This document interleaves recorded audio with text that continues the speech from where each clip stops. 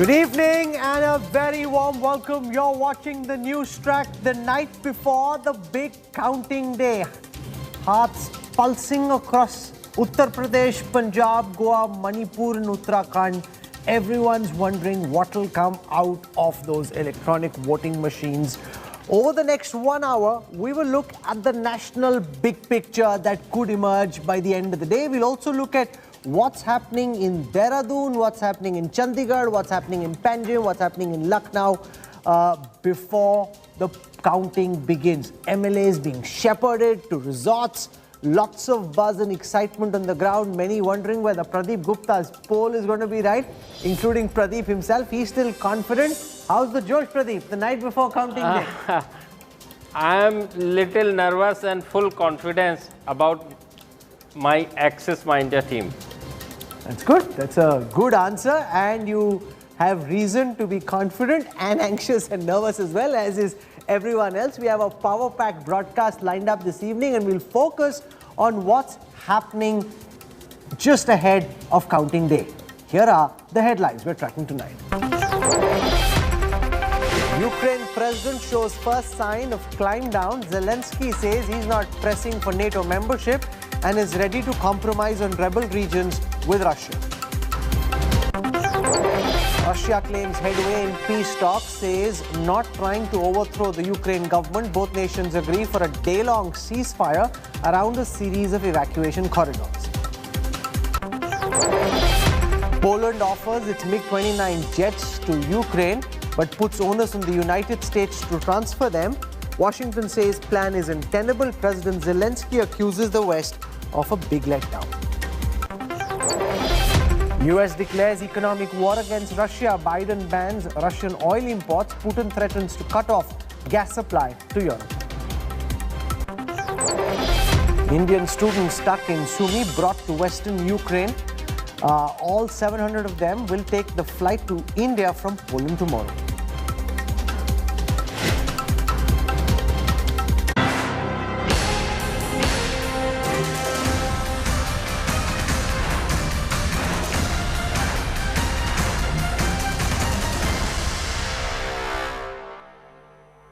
The exit poll predictions have sent political parties into a tizzy, with a close fight expected in Goa and Uttarakhand. The Congress, for example, has rushed its resort expert DK Shiv Kumar to Goa. MLAs have been cooped up in a plush resort in Bambolem, or at least those who the Congress thinks will become MLAs. In Uttarakhand, the party has appointed Chhattisgarh Chief Minister Bhupesh Baghel and Deepinder Hooda to take care of talks and alliances and power sharing. Uttarakhand is right and the BJP is winning that. It shows the Congress doesn't have the organization on the ground to translate even anti-incumbency into an election victory. The exit poll numbers has the Congress rattled, and with hours to go for counting, they are scrambling to keep their flock together.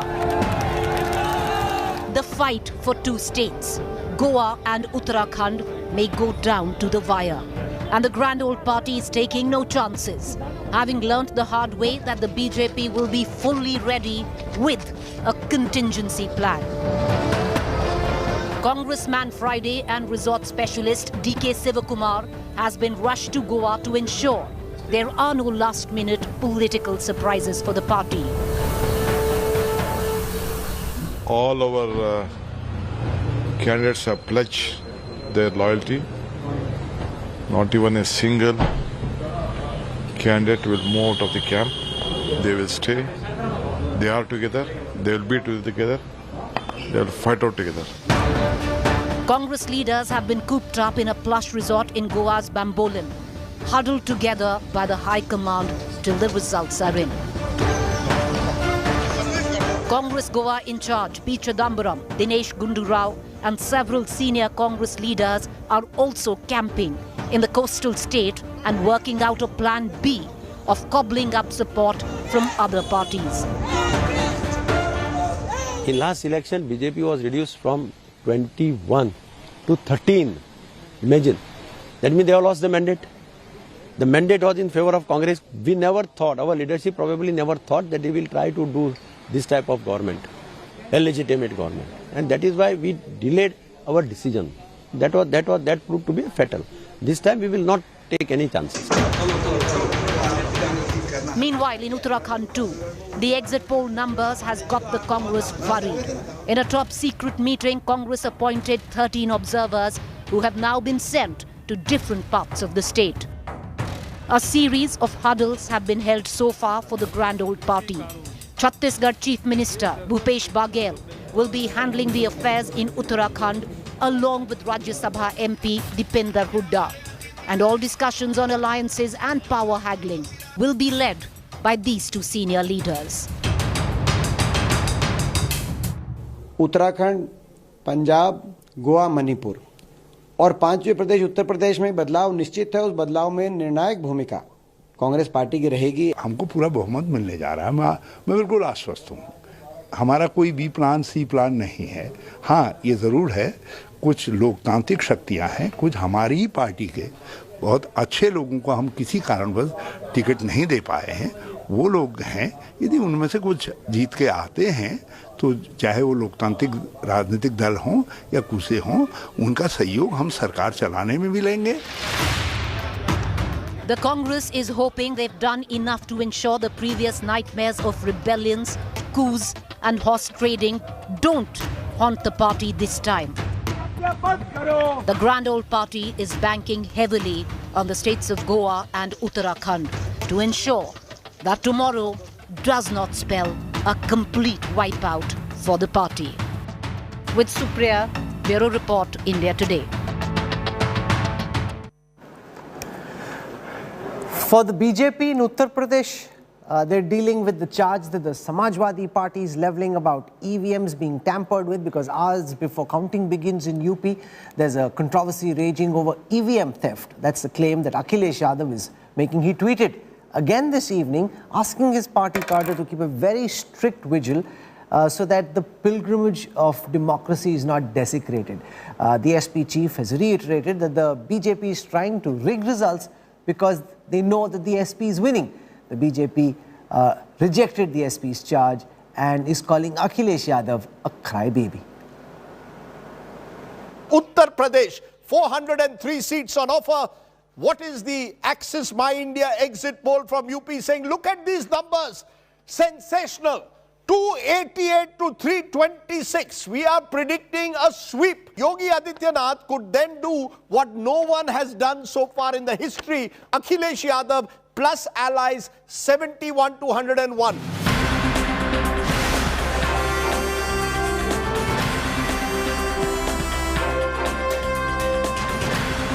India Today exit poll sparking a mega political churn, reviving the much reviled EVM bugbear once again.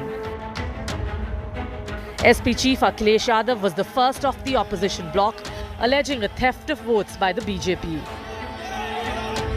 वहां से लखनऊ से phone आ रहे हैं कि जहां पर Bharatiya Janata party हार रही हो वहां पर काउंटिंग स्लो हो और रात तक काउंटिंग लेकर के जाइए। ईवीएम्स पकड़ी गई हैं, बहाना कोई ना कोई अधिकारी बताएंगे। आखिरकार फोर्स के साथ क्यों नहीं ईवीएम्स जा रही थी?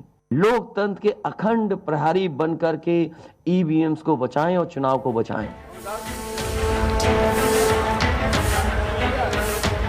The SP pressed its members to mount vigils at counting centres, alleging foul play to hijack the mandate, creating ruckus outside heavily guarded strong rooms. This is a moment of reckoning for many leaders. It's a moment of nervousness. It's the last leg of this marathon election in the UP, and that's one reason that you see that this battle is being fought tooth and nail. The BJP was quick to mock the claims of EVM fraud, calling it the last fig leaf for the opposition facing a mega rout at the hands of UP Chief Minister Yogi Adityanath, pointing out that EVMs were never blamed when BJP lost past polls. Akhilesh ji चुनाव के दौरान भी समझ गए थे कि लोग Samajwadi party की ओर गंभीर नहीं, और 10 मार्च का भी अखिलेश जी ने इंतजार नहीं किया, 8 को ही कहना शुरू कर दिया ईवीएम बेवफा है। अभी काउंटिंग प्रारंभ नहीं हुई, केवल रुझान देखने को मिले मीडिया चैनल्स में। एग्जिट पोल देखते ही समाजवादी पार्टी से सभी विपक्षी दल ईवीएम चिल्लाने लगे। The poll panel and top officials have refuted all allegations of breach in EVM security, calling it foolproof. जो EVM ले जाई जा रही थी वो ट्रेनिंग की थी. मेरे पीछे ये कंट्रोल रूम है, पूरा का पूरा जो स्ट्रॉन्ग रूम है, जो पोल्ड EVM है ये सारी उसी में रखी हुई हैं. इसकी पूरी बैरिकेडिंग है. इसकी बैरिकेडिंग को ब्रीच करने का मतलब नहीं होता है. जो बाकी EVMs हैं उनके स्ट्रॉन्ग रूम, उनके गोडाउन अलग हैं. ये EVM और वो EVM आपस में बिल्कुल भी कनेक्टेड नहीं है. The ghost of EVM hack has routinely been resurrected ahead of several past mega verdict days. Has it become the favorite whipping boy of a political class, or is there any merit in the claims? With Mausami Singh in Lucknow, Bureau Report, India Today. How seriously should this EVM theft claim be taken, and more importantly, what could be the big ticket national political takeaways on the back of the counting tomorrow? Joining me in the studio, the man all of India is looking out for. You can either love him or hate him depending on your political affiliation, and more importantly, depending on what happens tomorrow. If he gets it right, he would have hit another one out of the park, and if he gets it wrong, that's not going to make him and everyone else look very smart. So welcome, Pradeep Gupta. Rahul Verma is very happy. He doesn't have to deal with this stress. He can analyze with the benefit of hindsight the data either way. And we've got Sharath Pradhan joining us. He's come down from Lucknow, one of the foremost political journalists over there. He'll give us a perspective on what's happening on the ground. And Swati Chaturvedi joins us as well. So we'll take you through the results. I'm sure you know what India Today and Access My India have predicted. But Sharath, I'll start with you on the issue of Akhilesh Yadav alleging that EVMs are being hacked and tampered with. Does it sound like a loser's lament to you? Well, making this kind of an allegation, because as far as tampering and hacking is concerned, I certainly don't agree. Because I've had a talk with a number of people who have been associated with the Election Commission, including some of the ex-chief election commissioners. And they say that there is no way that an electronic voting machine can be hacked. Is he just setting the grounds for what might happen tomorrow if it goes wrong? Well, this kind of thing every opposition party has raised. For all you, why do we forget that when Mr. L.K. Advani was in the opposition, he was the first one to raise very serious objections against EVMs. And then GVL Narasimha Rao, who is now a Rajya Sabha BJP MP, he wrote a book on this. So, everyone, when you are in the opposition, you are, and in a democracy, that is what you have the freedom to do. So you should take it in the stride. I mean, if this kind of an allegation is made, it is the duty of the Election Commission more than anybody else to make it appear that they are actually transparent. The trouble with the Election Commission is that more often than not, but this Election Commission has been that they have not been forthright. That is why their credibility has been questioned. There have been a number of occasions when violations have been committed by the leaders of the ruling dispensation, top leaders, and they just shut their eyes to it. On the other hand, when anybody else does it, so they have been they appear to be partisan.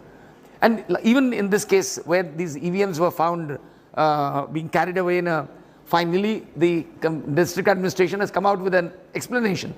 But the point is, why has action not been taken against the returning officer of a district is a district magistrate? They've picked up some small fry ADM. Okay. When the commissioner has admitted that the protocol has not been followed in carting the machines. Pradeep Gupta, you're a marked man. Like the Russians have their bazookas out for Zelensky. People on both sides of the political fence have their Kalashnikovs off for Mr. Gupta. Yes, sometimes I wonder why we take this stress.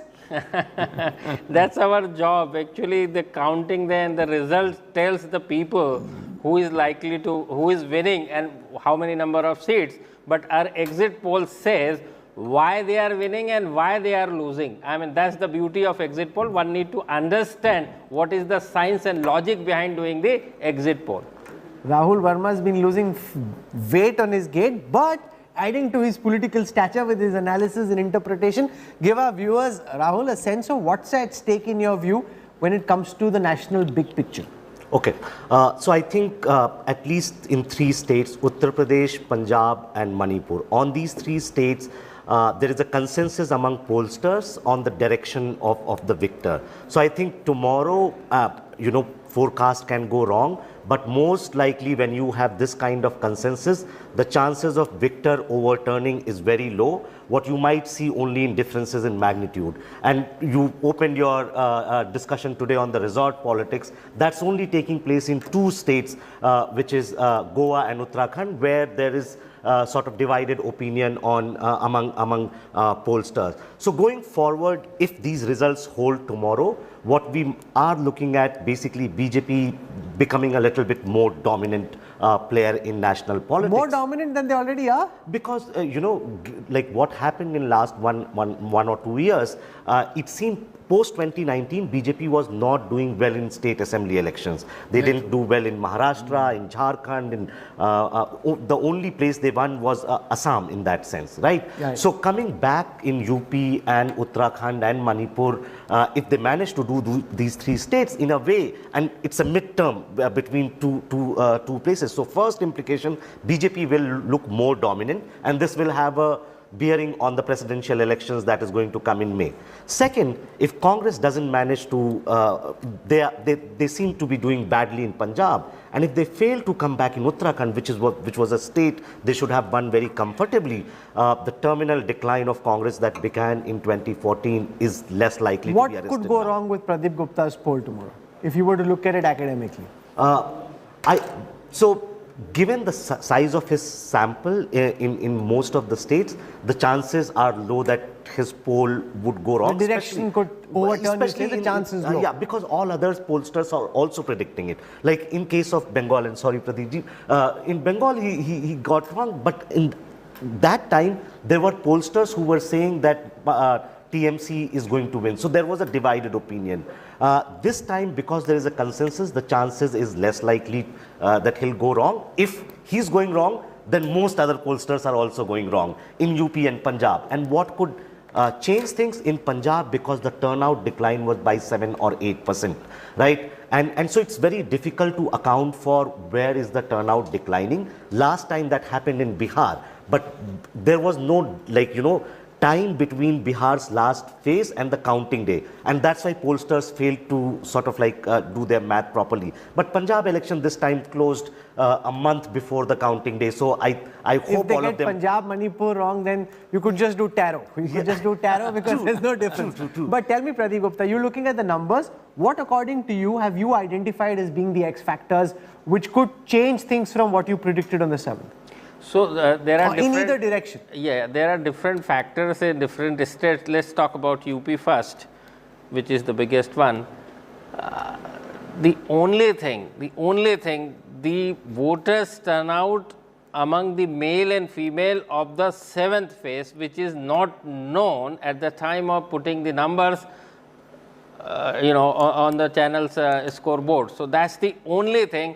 Based on our past experience and based on the 17 and 19 trends, we could easily see that, and based on this time phase 6, female is voting in a big numbers, particularly in Purvanchal, because Purvanchal, most of the men is migrated for for their occupation, but I don't see any other possibility of my poll or any other factor which can go wrong with our. So from what methods. I'm understanding of what you're saying, if at all you think on that 288 number there could be an upside, because that's what the raw data is suggesting, rather than that 288 coming down to 200. Yes, I mean the upside is that it can go up to 336, which is 10 seats more than our the higher side of the range. The lower side of the range is our 288. That can go up to 275 or 270.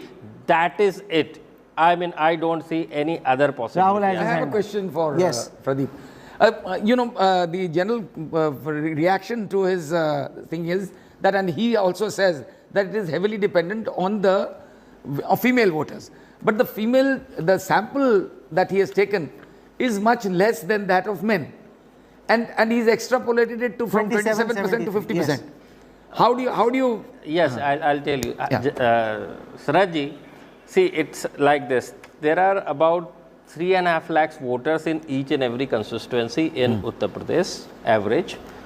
So we take 300 sample size. Now imagine, where is 3,50,000 and where is 300? So we need to maintain the representativeness.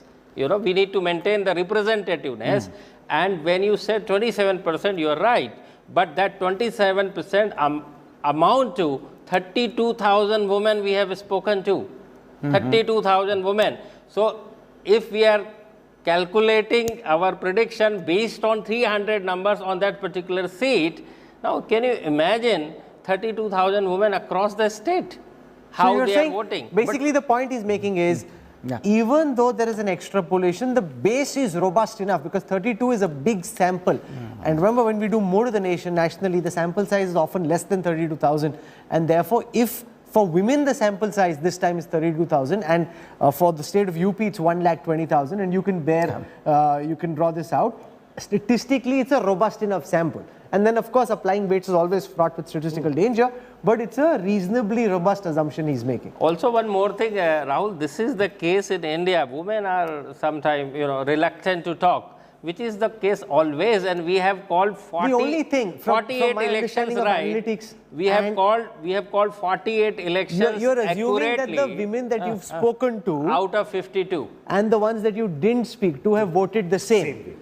The problem could be if those that you didn't speak to voted differently from the ones that you spoke to. That statistically is a nightmare. So yes, of course, why do you think he has a bulletproof jacket and a helmet on? He didn't just come with his bulletproof jacket for no reason. Yes, Rahul. 2 points. I think unlike Bihar, turnout in the 7th phase is, among women voters is not going to make a difference to the forecast this time, because in Bihar it was 1/3 of the seats, right? And this time it's just like a 50 odd seat. And then in Bihar the contest was very close, whereas this is one-sided, right? So it won't change other things. Where if I have to think of the X factor, I think it's basically young voters. So the much of the anguish or anger which everyone saw in UP was among voters between 18 to 30. And even in Pradeep ji's data, basically SP alliance and BJP alliance is neck and neck among the young voter. Whereas what we are hearing, there was a report today in Indian Express that the turnout among young voters was actually low. But if it was not that, then it could basically bring the election. But the only thing from a sampling perspective, and I don't know how, I'm fascinated by data and psephology and statistics, but typically the young voters are the easiest to catch. It's the more impoverished, the older voters, the women folk who are tougher to catch, the Jatavs and the Dalits. The young voters, because they are vocal, they're angry, or they're happy, or they're supporting someone or hating someone, they're quite easy to catch. And therefore the chance of calculating young voters wrong is much lesser than, say, one of the extremely backward castes. Also, see, Rahul, we need to see that who is the young voter. First of all, we classify, particularly from the point of employment, is 18 to 25 years of age. In our poll, we have collected data of 19%, and in reality, they represent 15 to 20%, 15 to 20%, and also most importantly, overrepresented in your sample. Yes. Also, very important point is that then there is a 50-50 male and female. So the real representation is in the range of 7.5% to 10% among the male voter. And the reality of the poll is that female is, even in youth, even in among 18 to 25 year age female, is voting in a big way in favor of BJP. Speaking of the female vote, I just want to go across to Swati Chaturvedi because she's been listening, and if what Pradeep is predicting comes to be true, then the ability of women to swing elections in Bihar, because they didn't want the Yadav RJD Raj back, in Bengal because they wanted to back Mamata Banerjee, in Uttar Pradesh now because of this Yogi Modi combine, it seems to suggest women, possibly beyond caste, emerging as a vote bank by themselves who can swing Indian elections. I was just going to say that, Rahul, this is a very important thing that Pradeep Gupta has kind of told us. I hope he's going to do his war dance of victory once all of this is over. But yes, in Bihar, the women voters were very significant. They were hugely significant because they virtually decided that they would get Nitish back to power. Pradeep ji, are you going to dance or not? A lot of people are asking me this question. Pradeep ji, come on, you need to commit. Nation wants to know, are you going to dance or not? The problem is that when I dance, when AAP emerged victorious during Delhi Assembly election, and I was crying during general election when BJP came victorious. So BJP sides of the people is so curious to know whether I am going to dance. If BJP wins a big victory and you don't dance, they'll say this is cheating. I'll tell you, if you play the right music, I am going to dance. Oh, listen. It's upon Okay, music. our producers, are you listening? You need to play the right music, and Pradeep ji has said he'll dance. Also with Rajdeep Sardesai as the partner, his last partner. Yes, absolutely. No, he has to dance with Rajdeep because you asked me to draw up a regression. I'll do it all day. You asked me to dance, I'll bounce. So he has to dance with Rajdeep. I've got 2 left feet, so I'm not dancing. But Pradeep ji, producers are saying, "Kya music chahiye? Abhi bata do." 2019 also he danced. No, whatever you like. Music. Music of all my predictions coming true. No, that's no music. Yes, that's the music for me. That's the music. I mean, then I don't need any music to dance. If I am You're right, sounding like Salman Khan. No, if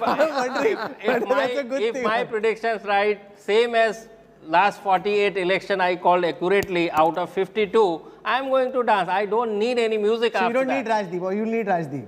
I always need, some kind of a company okay, to so dance. Rajdeep has to dance as well. And but what went wrong? What went wrong in Bengal, Bihar, and Tamil Nadu?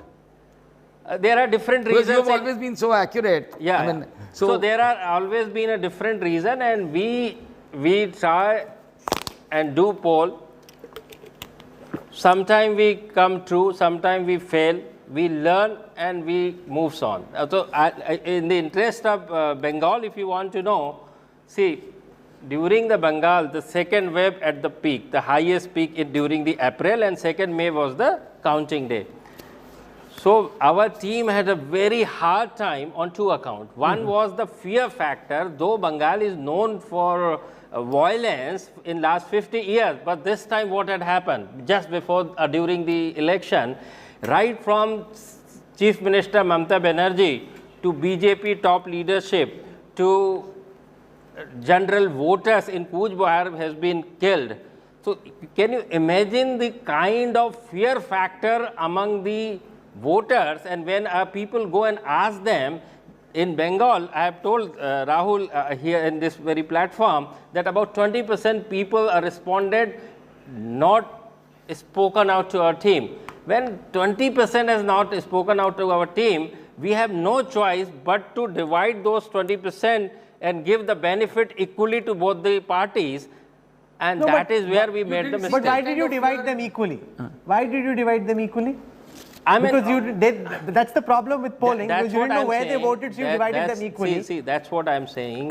That is where we made the mistake. We should simply come out. Rahul, how does it make sense? Let's assume I'm a TMC voter. I don't like Pradeep Gupta's face. I don't want to tell his team who I voted for.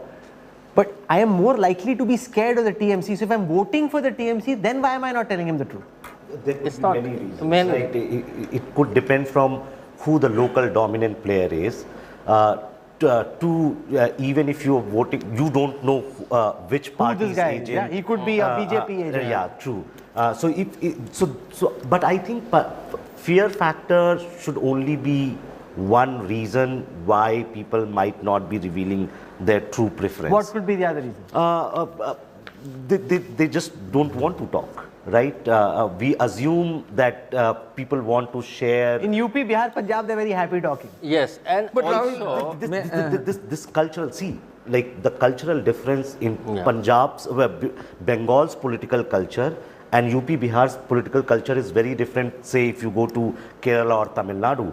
And so far, we have not developed, as social scientists, a good understanding of political cultures in different places. In some places, women would be more forthcoming and talking about their vote, say a society like Kerala. It may not happen in a place like And Swati, the other big potential takeaway is the question about what this does to the main national players and what it does to their prestige, their reputation, and how it could possibly wash away some of the anti-incumbency which was building up or supposedly building up. Because if the BJP wins big in Uttar Pradesh, if they win in Manipur, if they win in Uttarakhand, then they can say mid-term test has been overcome, we've come out strong, and that suggests that people still like us, they like the Prime Minister. Will be a big boost for the BJP and a spring in their step. Meanwhile, what's happening in Punjab? Will the people of Punjab be giving jhadu ki jhappi to Bhagwant Mann and Arvind Kejriwal? The India Today Access My India exit poll predicts a big victory for the Aam Aadmi Party, and preparations are underway at Bhagwant Mann's residence in Sangrur for a grand celebration.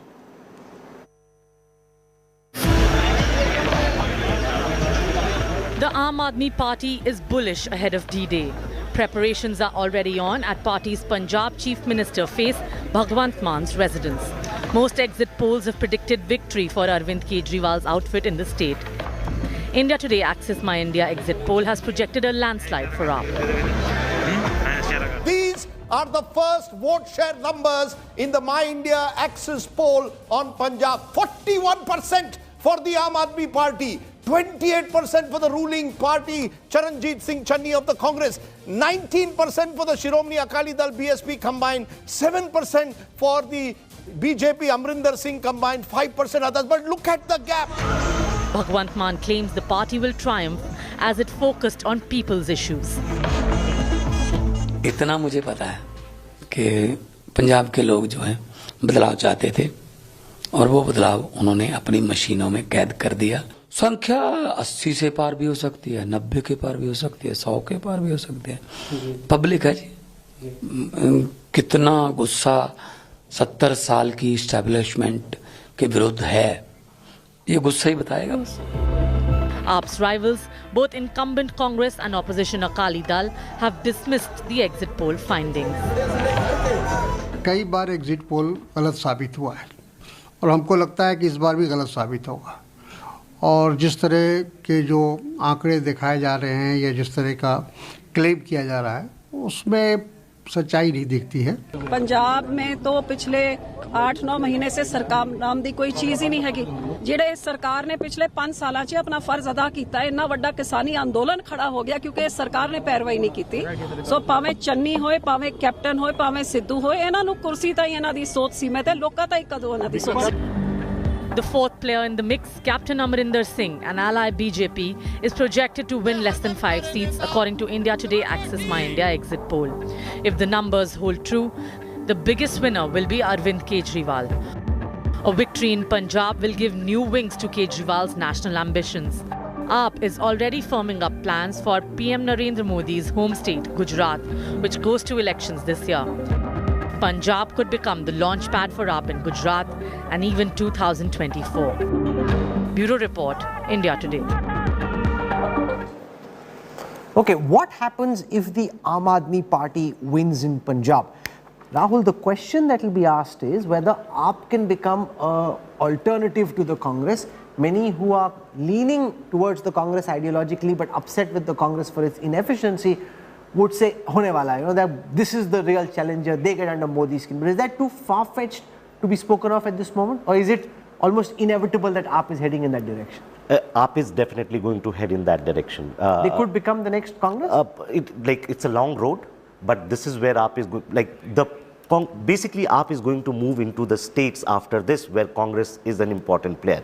For example, later this year there are 2 states, Gujarat and Himachal Pradesh, and both are in They'll have more money, resources now that they have Punjab? Yes, more money, more resources, and plus they also have now a message. True or false, now they have convinced a section of voters, not just in Punjab, but you can hear even while traveling in UP, people keep asking you, अच्छा दिल्ली में क्या होता है, वहाँ पे school free है, बिजली free है, ऐसी चीजें. So basically this Delhi model of governance, true or false, has now started resonating. And so AAP is basically going to cannibalize Congress. It's a long road. How long could it take in the way that things are going right now on both sides? That's basically a big speculation. It will depend whether Congress basically feels that now it's a threat of survival and other things and tries to do certain things. If it doesn't do anything before 2024, AAP is going to project itself in 2024 as the principal challenger to Modi. In that sense, what the Aam Aadmi Party does in Punjab is critical if they win tomorrow, because if they're able to provide good governance, remember in Delhi they are constrained by the fact that the police doesn't report to them, the fact that a lot of the infrastructure projects are with the Ministry of Urban Affairs. If they're able to run a full state and run it well, Pradeep, do you agree with the fact that they could, then potentially send their message. It is quite difficult for people who are watching possibly to realize this, but when I traveled through Punjab, people kept speaking of the Delhi model of governance. And as somebody who comes from the capital, I'd wonder, what specifically is the Delhi model of governance? Like, what are you talking about apart from free bijli, free pani, and maybe less corruption and better schools and mohalla clinics? But what's the model like in terms of infrastructure? Things are cracking, but people just started talking about and believing the Delhi model of governance. So yes, there is a potential. There is no doubt onto that. But as Rahul suggested, Rahul Verma, how long? That's the big question. How long do you think it would take? 15 years. 15 years. At least they have to survive for next 2 general election for sure before they emerge as a challenger, nationwide challenger. So that's very important, because Delhi model is fine, is working well, but you need to see the size also. Governance particularly, it has to travel through the bureaucracy, the lacks of bureaucracy to the last mile. And when it comes to big states, that is where the real but it is a huge opportunity. It's largely been in urbanized states like Delhi. Yes. No, but Punjab is a significant state. Yeah, no, but Punjab, and if they're able to rule well, then it's a difficult. Congress, when it gets an opportunity, say in Madhya Pradesh or Rajasthan or Chhattisgarh, the charges of corruption, nothing's really changing. It's still a government like the old Congress government. If AAP is able to provide a fundamental new way of governance, it upturns a lot of political calculations. So there's really a lot to watch out for. But will it gel with the rural masses also? So they need to prove that. They need to now deliver. If they have an opportunity, they need to go out and deliver. In fact, in Punjab, their penetration is much more in the rural areas compared to urban areas. Punjab rural is different from states like UP and Bihar and Punjab. But at least it's an opportunity. Yeah, certainly. Between the hunger and tenacity that the AAP is showing versus the complacency and sloth of the Congress. Absolutely. They're moving in the right direction. And the reason I didn't want to put years, because see, BJP in 1984 was a 2-seat party.